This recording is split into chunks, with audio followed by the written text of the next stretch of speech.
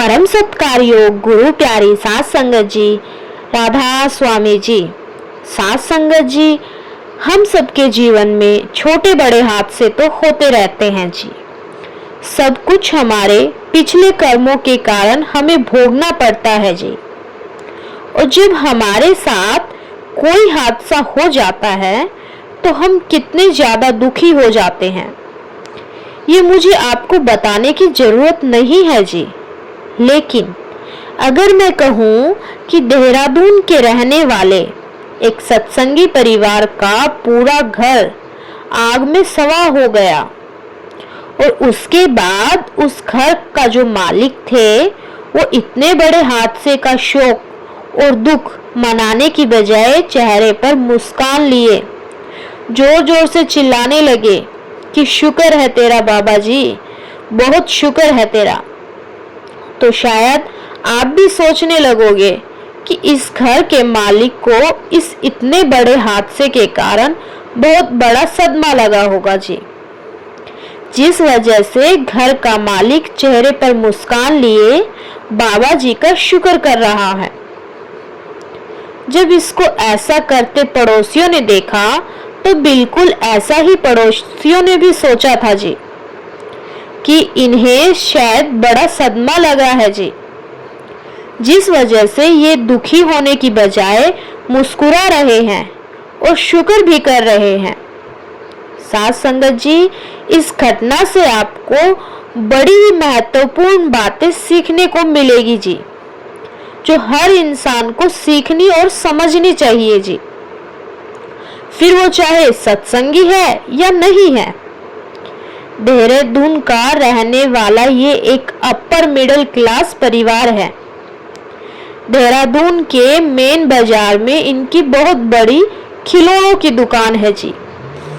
इस परिवार में एक बुजुर्ग दादा दादी, उनका बेटा बहू और एक 3 साल का पोता और 5 साल की पोती रहते हैं जी। घर में किसी चीज की कोई कमी नहीं है जी। परिवार के लिए दादा ने बड़ी मेहनत करके एक आलीशान घर और एक दुकान को बनाया था जी, जिसे अब इनका बेटा संभालता है जी।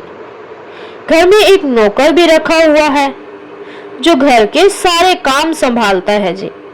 लेकिन एक दिन इस परिवार के साथ इतना बड़ा हादसा हो गया कि इनका सब कुछ पल में राख हो गया जी। और ज्यादातर लोग अपनी दुकान का तो इंश्योरेंस करवा कर रखते हैं, लेकिन घर का इंश्योरेंस नहीं करवाते। तो बिल्कुल ऐसे ही इस परिवार ने भी किया था, सिर्फ दुकान का इंश्योरेंस करवा रखा था। और जब इनके घर भयंकर आग लग गई तो सब कुछ राख हो गया।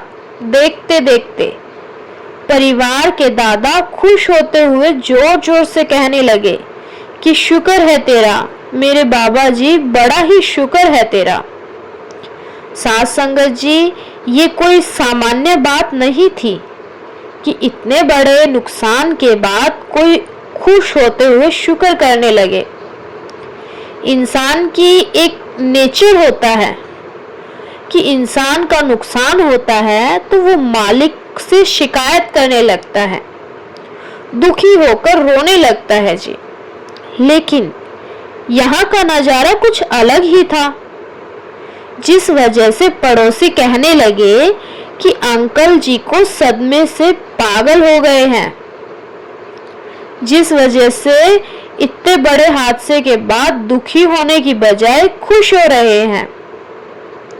साथ संगत जी, अब मैं आपको बताती हूँ कि आखिर उस परिवार के दादाजी किस लिए खुश होते हुए शुक्र कर रहे थे बाबा जी का। शुक्र है बाबा जी। हम सबने एक बात तो बहुत बार सुन रखी है और बाबा जी बहुत बार संगत को समझाते हैं कि जब हम मालिक की भक्ति करने लगते हैं तो मालिक हमारी सूली को सूल में बदल देता है। साथ संगत जी, ये बात इस परिवार पर एकदम सही बैठती है जी।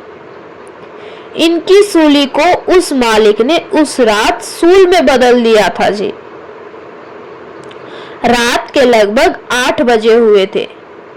बुजुर्ग दादा और उनका बेटा 8 बजे के आसपास ही अपनी दुकान से वापस घर आए थे जी।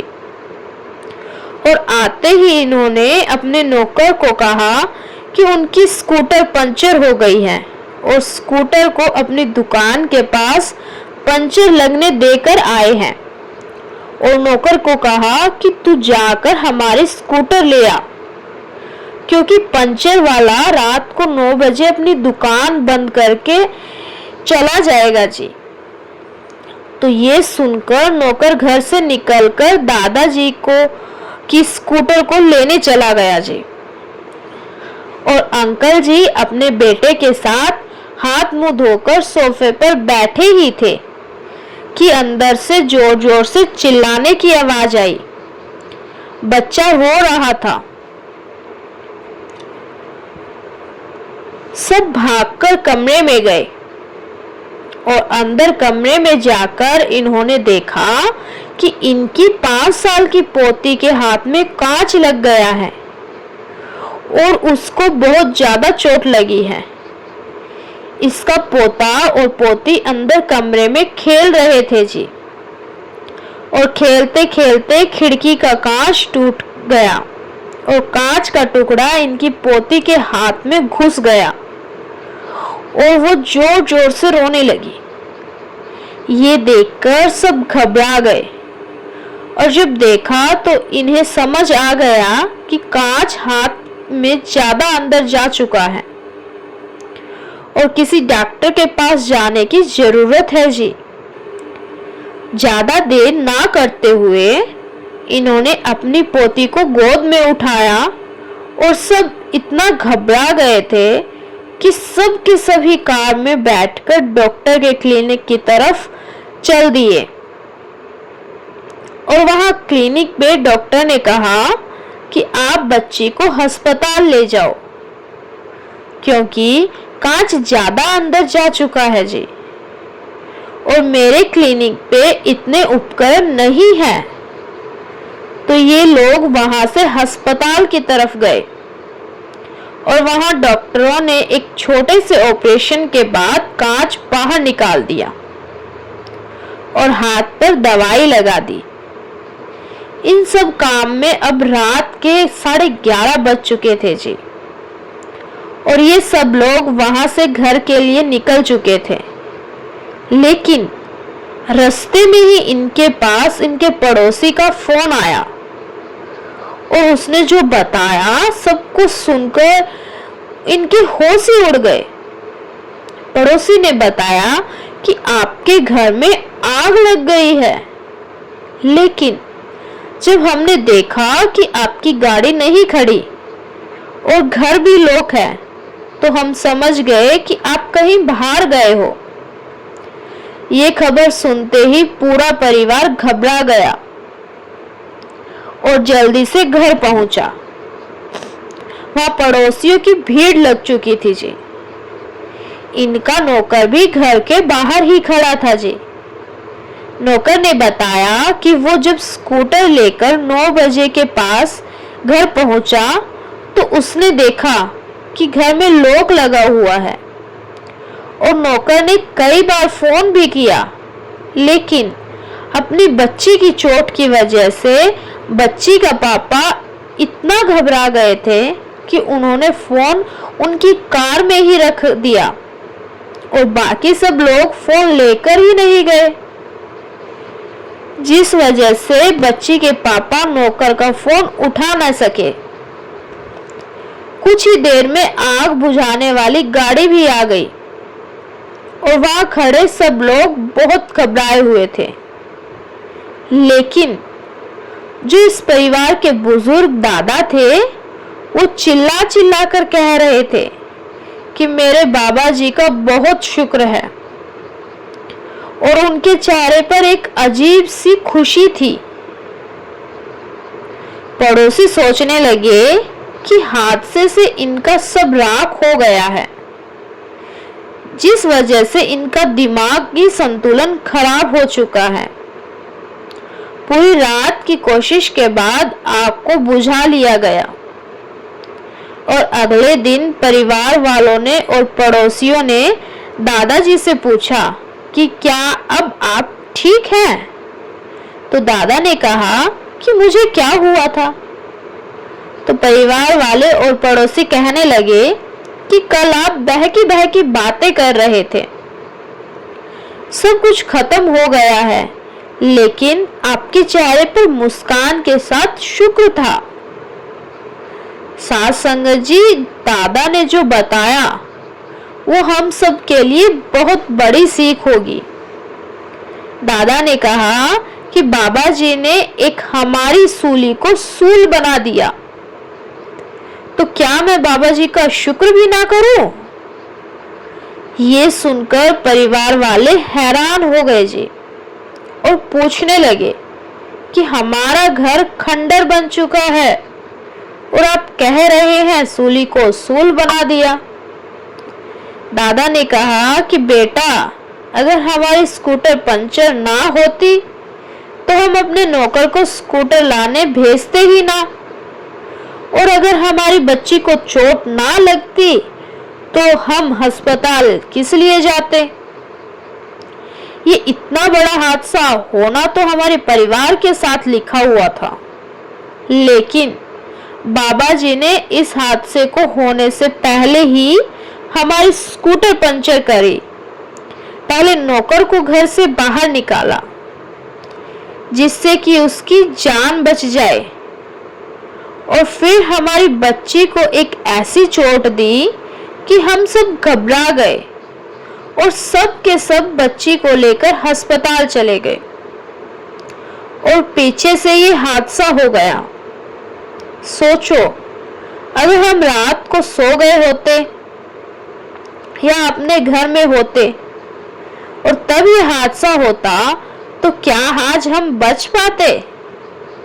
लेकिन क्योंकि हम बाबा जी की शरण में हैं और बाबा जी के हुकूमत अनुसार हर काम करते हैं, तो बाबा जी ने हमारे हिस्से की सूली को सिर्फ ये छोटी सी चोट देकर खत्म करवा दिया जी। आगे दादा ने कहा कि सिर्फ कुछ लाख रुपए का सामान ही तो राख हुआ है, सामान तो हम फिर से खरीद लेंगे, लेकिन अगर हम राख हो जाते तो क्या होता? दादा की बात का मतलब परिवार को समझ में आ गया और पड़ोसी भी इस जवाब को सुनकर समझ गए कि जब हम किसी शक्ति पर विश्वास कर लेते हैं तो वो शक्ति हमें हर मुश्किल से बचा लेती है और कैसे सूली का सूल कर देती है। ये सबने देख ही लिया। वीडियो को शुरू में मैंने कहा था कि इस घटना से दो बड़ी सीख भी हमें मिलने वाली है। तो पहली सीख है कि जब हम मालिक का भजन बंदगी करते हैं, मालिक पर विश्वास करते हैं, तो मालिक हमारे हिस्से में आने वाले बड़े से बड़े हादसों को छोटी मोटी घटना में बदल देता है जी। और दूसरी सीख ये है कि हमें मालिक जिस भी हाल में रखे, हमें मालिक का शुक्र करना चाहिए, ना कि शिकायत करनी चाहिए जी। साथ संगत जी, अभी इस वीडियो में आप बने रहें। अब मैं आपको सूली के सूल बनने की एक और घटना के बारे में बताऊंगी जी, जिसको सुनकर आपको बिल्कुल यकीन हो जाएगा कि मालिक की भक्ति करने वाले के कर्मों में लिखी सूली को मालिक कैसे छोटी सी सुई चुभने जितने दर्द में बदल देता है। मालिक का एक बड़ा ही प्यारा सत्संगी था जो सतगुरु के हुक्म में रहकर ही अपने जीवन को व्यतीत करता था जी। दिन में 2 से 2.5 घंटे इस भाई ने भजन सिमरन में हर हाल में देना ही होते थे जी। सुबह टाइम ना मिले तो ये भाई आधी रात को बैठ जाया करता था जी, लेकिन बैठता जरूर था जी। ये भाई एक फैक्ट्री में काम किया करता था जी। और एक दिन इस भाई के साथ फैक्ट्री में एक हादसा हो गया।